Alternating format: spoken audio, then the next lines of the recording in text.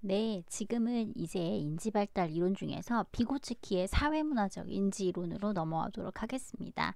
비고츠키는 사실은 유대인이었어요. 그래서 소련에서 예전, 그러니까 러시아의 전신인 구소련의 심리학의 대표적인 학자라고 이야기할 수 있는 분인데요. 이분은 마르크스의 영향을 받았고, 그러다 보니 어떤 면에 주목을 하기 시작했냐면 정신활동의 사회문화적 측면에 주목을 하기 시작했죠. 그래서 인지발달론을 중심으로 이분이 굉장히 많은 업적을 남겼는데, 그냥 이분의 업적의 내용을 우리가 다 배울 수는 없지만 그 아동 발달과 관련된 부분 중에서 한번 살펴보면, 정신활동은 특정한 사회에서 공유된 그리고 축적된 도구를 매개로 이루어진다. 그러니까 인간의 정신적인 활동들이라는 것이 어떤 그 사회가 가지고 있는 것, 그 공유된 것, 그리고 축적된 여러 가지들을 중심으로 이루어지는데, 그 중에서도 인간의 사고를 직접적으로 매개하는 것은 바로 언어다라고 생각을 하신 거죠. 이분은 언어를 굉장히 중요시했던 분입니다. 또한 발달은 사회적 상호작용 과정에서 타인을 모방하고 또 이를 내면화하면서 고등 정신 능력을 향상시키는 것으로 이루어진다라고 생각을 했다는 거죠. 그래서 아이가 어른과 대화를 하는 가운데 어른이 사용하는 언어를 따라하는 것, 모방을 하면서 점차 그것을 자신의 사고로 매개할 수 있는 과정을 바로 발달이다라고 이분은 파악을 했다라고 이야기할 수 있죠. 그래서 비고츠키는 아동을 타인과의 관계에서 영향을 받으면서 성장하는 그 역사 사회적 존재다라고 이야기를 하고 있습니다. 그래서 인지발달이라는 것은 사회학습의 결과로서 사회의 더 성숙한 구성원들과 상호작용하는 동안에 자신의 문화에 적합한 인지과정이 아동에게로 전이된다라고 이야기를 하고 있죠. 그래서 언어발달은 인지발달을 위한 상호작용에서 가장 중요한 변인이다라고 주장을 했습니다. 그러니까 정신활동 간의 기능으로부터 상호작용의 기능으로부터 정신 내 기능으로 이행이 된다라고 이야기할 수 있네요. 그래서 다른 사람과의 상호작용을 통해서 그것을 모방하고 내면화하면서 자신의 정신 내적 기능을 발달시키는 것이다라고 정리를 할 수가 있겠습니다.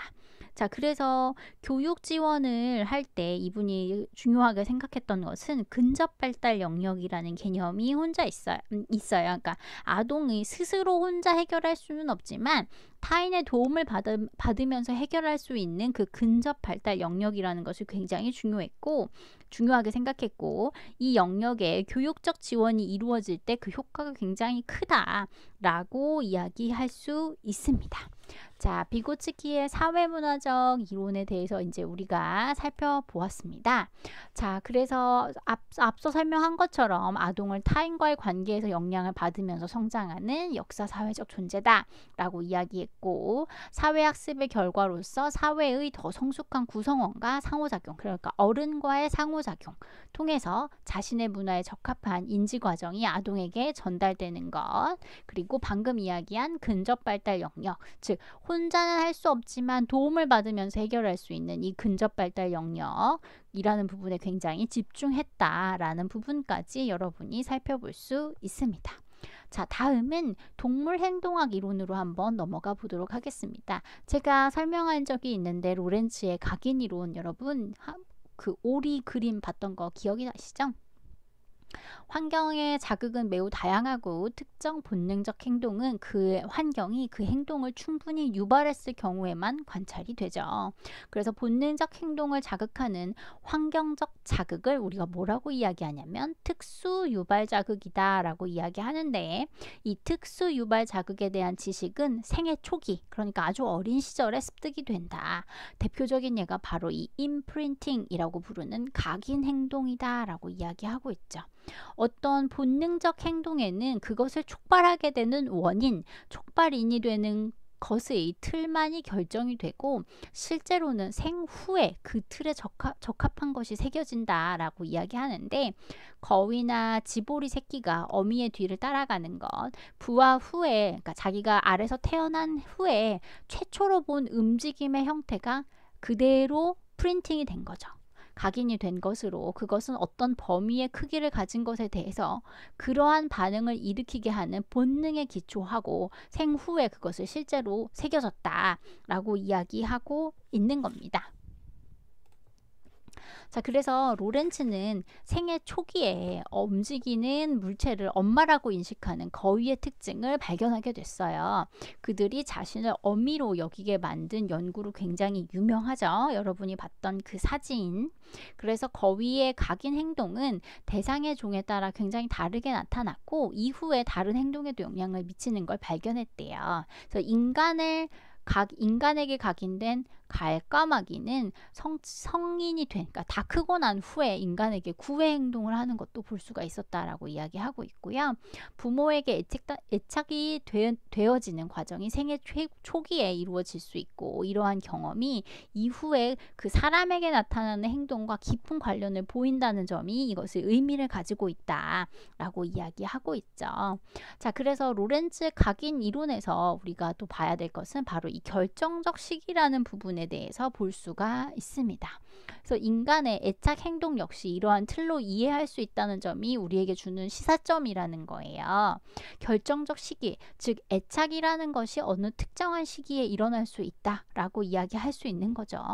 로렌츠 이전에도 거위의 각인 행동을 연구한 학자들이 굉장히 많았지만 로렌츠에 와서야 로렌츠의 연구로서 이 행동은 생애 초기 특정 시기에 발달된다라는 것, 그리고 이 시기를 놓치면 다시는 그 각인 행동을 유발할 수 없다, 즉 결정적 시기가 있다라고 하는 것으로 인식이 됐다라는 거죠. 그러니까 막 부화해서 알에서 깨어난 그 오리가 자신 처음 본 그 사물을 어미라고 인식하고 그 행동을 막 따라하는 걸 보게 된 거잖아요. 근데 그게 생애 초기가 아닌 다른 시기는 안 된다라는 거죠. 어떤 특정한 시기에 그런 결정적인 시기가 있다라는 거고 그 시기를 놓치면 다시는 그 어떤 행동, 각인 행동을 유발할 수 없다라는 아주 중요한 발견을 한 것이 바로 이 로렌츠의 각인 이론입니다. 굉장히 재미있는 연구죠. 그리고 이 연구를 여러분이 그냥 여러 가지를 생각하기보다는 그림 한 장을 떠올려 놓고 아, 이런 게 있었지 라고 생각하시는 것도 더 좋을 것 같아요.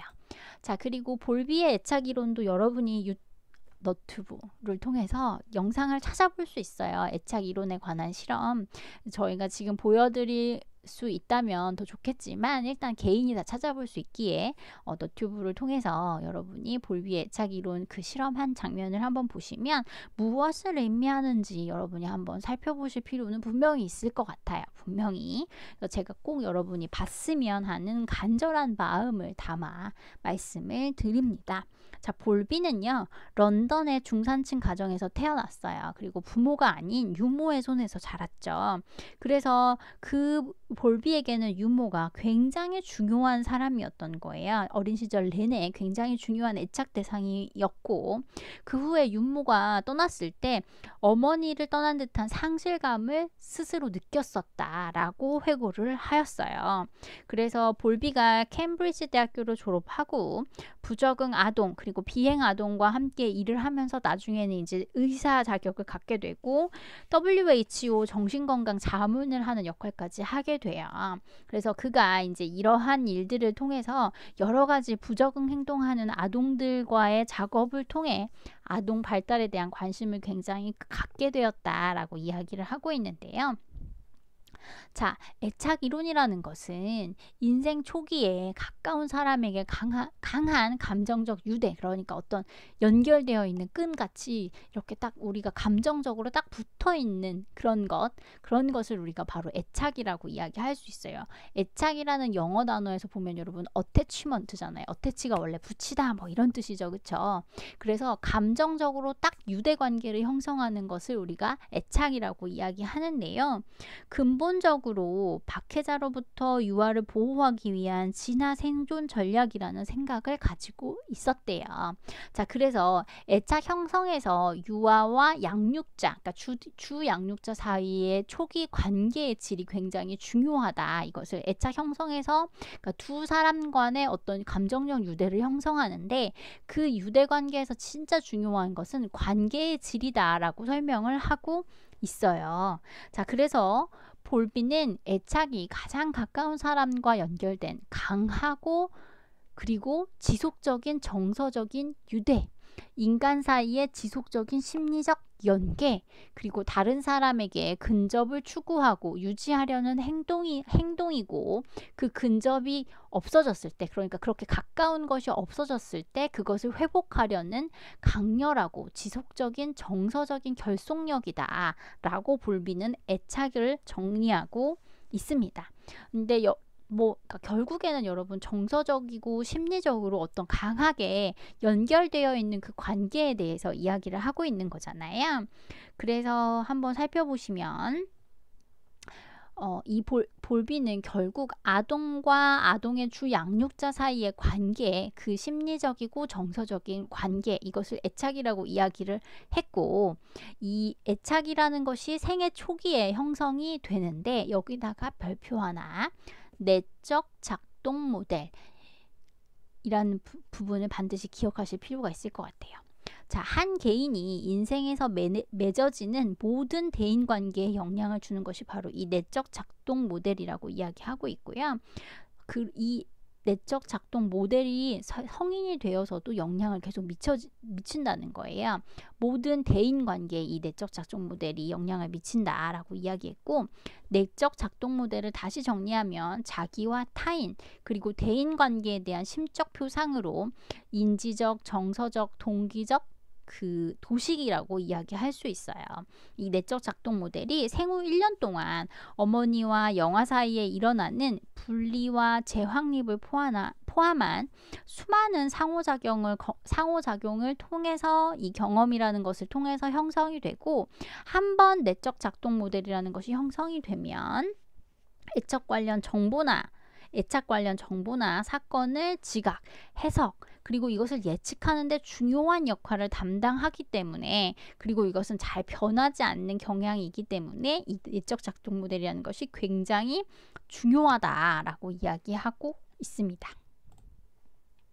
자, 그래서 방금 이야기한 것들이 지금 보여지죠. 내적 작동 모델은 자기와 타인 및 대인관계에 대해서 우리가 나타내는 것, 심적으로 떠올리는 것. 그래서 일종의 인지적, 정서적, 동기적 도식이다. 아, 이런 거야. 사람과 사람 사이의 관계는 이렇게 돼야 돼. 라고 하는 어떤 그 도식이라는 거죠. 그래서 이 내적 작동 모델이라는 것이 어떻게 만들어지느냐? 어머니와 영아 사이에서 일어나는 그 상호작용을 통해서 아이가 내적 작동 모델이라는 것을 만드는데, 이게 왜 중요하냐? 이게 한번 형성이 되면 잘 변하지 않아요. 그리고 다양한 정보나 사건을 해석하는 데 굉장히 중요한 역할을 하는 거죠.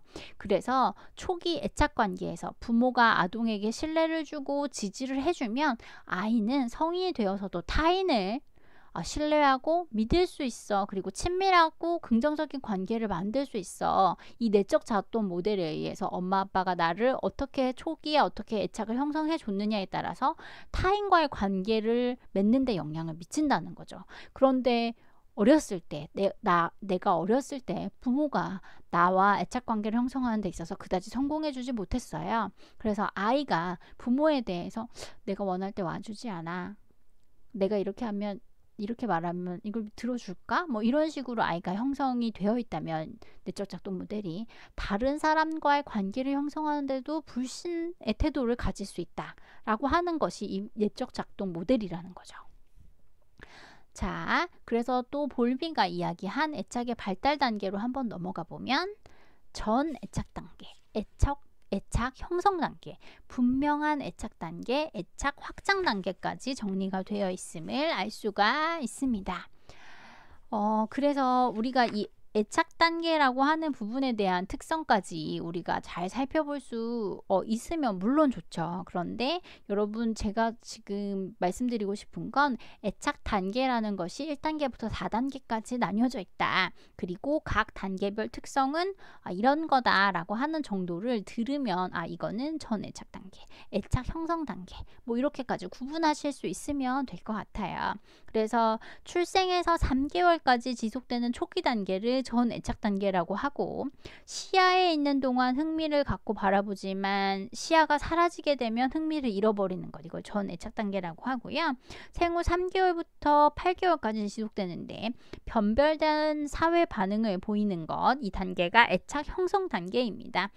사라진 대상을 찾는 행동을 계속해요. 그래서 대상 연속성 개념이 형성되기 시작하는 단계가 이 애착 형성 단계라고 이야기할 수 있죠. 3단계는 분명한 애착 단계인데 생후 6에서 8개월부터 시작이 되어서 18개월까지 지속이 되는 거죠. 그래서 영화의 애착 행동이 한 사람을 향해 좀 더 능동적으로 이루어지는 단계가 이 3단계의 분명한 애착 단계입니다. 그리고 4단계는 18개월에서 3세까지 다양한 주변 사람들에게 애착을 확장시키는 단계가 바로 이 애착 확장 단계이다 라고 이야기할 수 있겠습니다.